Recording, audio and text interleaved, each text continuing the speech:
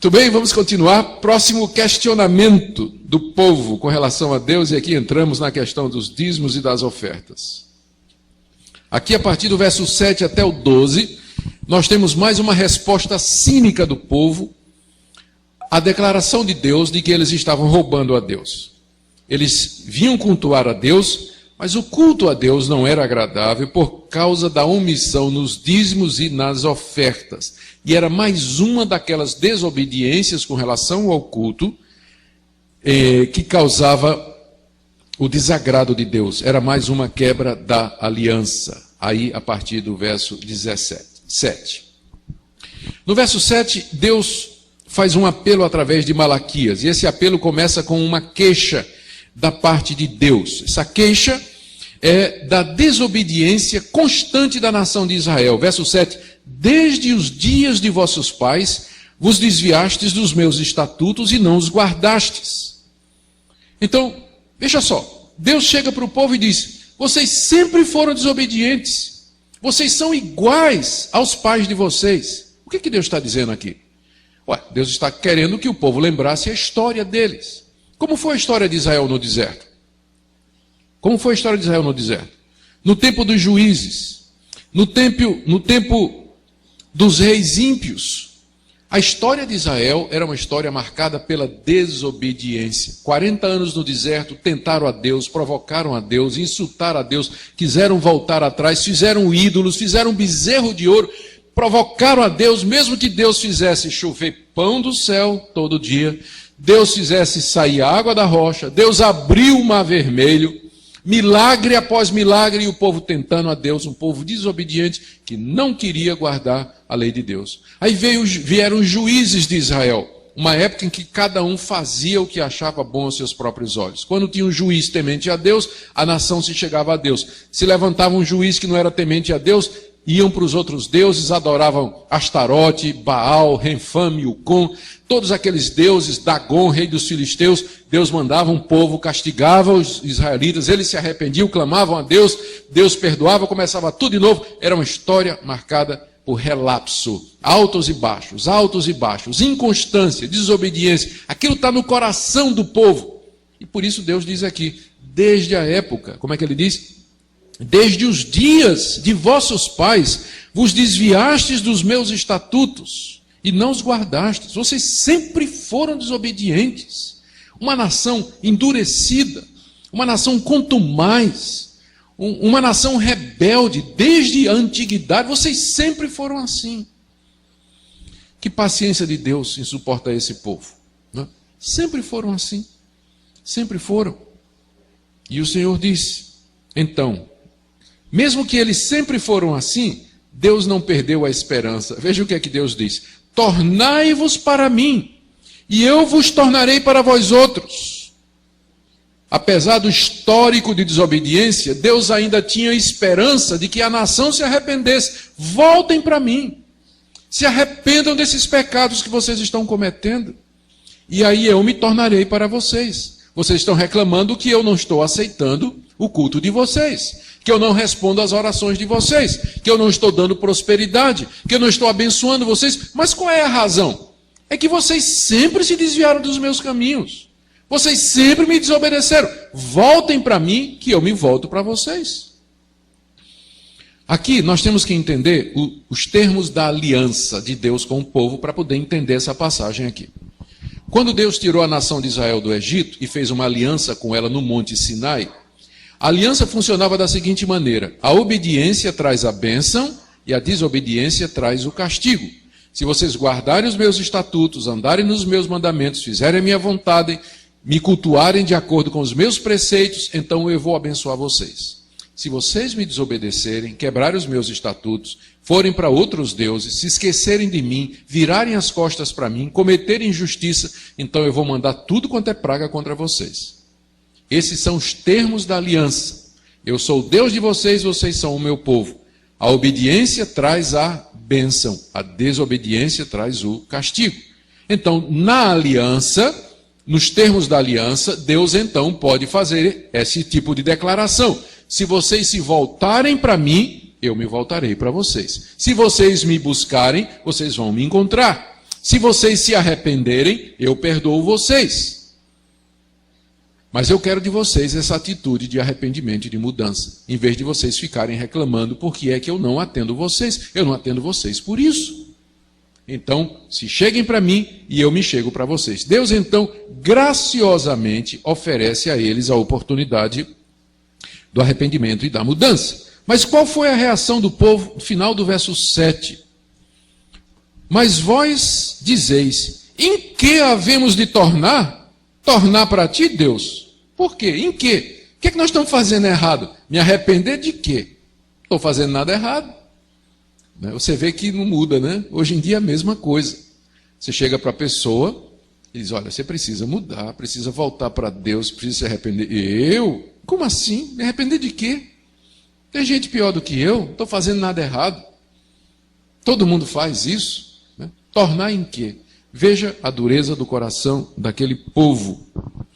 Eles retrucam de forma cínica, o pecado havia cegado seus olhos, eles eram insensíveis e mesmo assim vinham cultuar a Deus. Todo sábado eles estavam lá no templo para oferecer sacrifícios a Deus. Deus responde então a pergunta deles com uma outra pergunta e resposta no verso 8. Porque eles perguntaram, o senhor quer que a gente torne em quê? Que a gente se arrependa de quê? Deus responde com uma pergunta no verso 8. Roubará o homem a Deus? Será que o homem pode roubar a Deus? Aí Deus responde, todavia vós me roubais e ainda dizeis, em que te roubamos? Resposta, nos dízimos e nas ofertas. O povo estava roubando a Deus nos dízimos e nas ofertas. Em que sentido? A palavra roubar aqui significa literalmente tirar pela força, no hebraico. Era uma apropriação indébita violenta. Era mais do que furto. Tem uma diferença de furto, latrocínio e roubo, né? Tem uma diferença. Aqui é o termo mais pesado. Eles estavam mesmo que tomando a parte que era de Deus, com violência. E por que Deus diz que isso é roubo? Porque na lei do culto, no Antigo Testamento, havia a determinação de que o israelita devia trazer como oferta para Deus 10% de tudo que ele tinha. 10% do rebanho, 10% da colheita, 10% do dinheiro da sua propriedade, os dízimos de tudo que ele possuía. O israelita devia trazer. Isso fazia parte do culto do Antigo Testamento. Da mesma maneira que eles estavam oferecendo pão imundo, animal coxo, animal dilacerado, eles não estavam trazendo o dízimo todo. Eles estavam trazendo uma parte, estavam trazendo dízimo nenhum. Eles não estavam cooperando, trazendo as ofertas para o sustento do povo de Deus. O dízimo era determinado para o sustento dos levitas, nós já falamos aqui, que eles eram a tribo que se dedicava exclusivamente ao serviço de Deus. Eles tinham que ser sustentados, eles não trabalhavam a não ser no templo. Então o sustento deles vinha desse dízimo que era trazido por todo o israelita para a casa de Deus. O povo então, como parte ou como elemento constitutivo daquela baixa religiosa, daquele desânimo religioso, eles estavam retendo a parte de Deus, os 10% que pertenciam a Deus. E isso continua acontecendo até o dia de hoje. Quando a situação financeira aperta, a primeira coisa que a gente para de dar é o dízimo, né? A oferta diminui, o dízimo diminui, a gente está apertado, aí corta na parte de Deus. Igual aquele menino que a mãe deu 2 moedas e disse, vai para a igreja e leva essas 2 moedas. Essa moeda aqui de R$1, você vai comprar um picolé. E a outra é uma oferta para Deus. Aí o menino foi correndo, tropeçou. Aí uma das moedas, caiu no bueiro. Ele disse, lá foi a moeda de Deus. É sempre a moeda de Deus que vai primeiro, né? A do picolé ficou com ele. É sempre assim. Então, era o que estava acontecendo, né? E Deus dizendo, vocês precisam se arrepender disso. E o povo cinicamente perguntando, e Deus dizendo, vocês estão me roubando. Por causa, eu entendo, da situação financeira, do desânimo geral, estavam deixando Deus em segundo lugar, para não falar da avareza, da incredulidade e do egoísmo. É por isso que a nação estava sendo amaldiçoada. Verso 9, com maldição sois amaldiçoados, porque a mim me roubais, vós a nação toda. Os dízimos faziam parte da aliança de Deus com Israel, fazia parte das leis cerimoniais relacionadas com o culto. Então, o problema aqui não era o dízimo, o problema era a desobediência. Eles não estavam cumprindo aquilo que Deus exigia na aliança, fazia parte do culto, e eles não estavam fazendo isso. E por isso Deus os estava amaldiçoando. E aqui está a razão pela qual eles não estavam prosperando. E depois estavam reclamando de Deus. Deus, o ímpio prospera. O injusto está enricando e nós só sofrendo. E a resposta de Deus é que vocês estão me roubando, são tão injustos quanto eles. Vocês são tão ímpios quanto eles, porque vocês estão me desobedecendo também. A única diferença é que vocês vêm para a igreja, mas no coração vocês são iguais aos ímpios. Me desobedecem do mesmo jeito. A diferença é que os ímpios domingo de manhã estão na praia e vocês domingo de manhã estão aqui. Mas é a mesma coisa. A atitude é a mesma. Não tem diferença nenhuma. É o ateísmo cristão, né? Prático. Porque o ateísmo cristão é você dizer que Deus existe, mas vive como se ele não existisse. Né? Então, é isso aí. Vocês são amaldiçoados por conta disso, diz o Senhor dos Exércitos. E aí então ele determina, no verso 10, o que é que ele quer dizer com isso? Tornem para mim. Trazei todos os dízimos à casa do tesouro, para que haja mantimento na minha casa, e provai-me nisto, diz o Senhor dos Exércitos. Se eu não vos abrir as janelas do céu e não derramar sobre vós bênção sem medida. Deus então determina que eles tragam todos os dízimos. A tradução aqui pode ser, no hebraico, o dízimo todo, que eu acho que é a melhor tradução. Não, embora tinha vários tipos de dízimos, mas eu acho que o contexto aqui favorece a tradução, tragam o dízimo todo.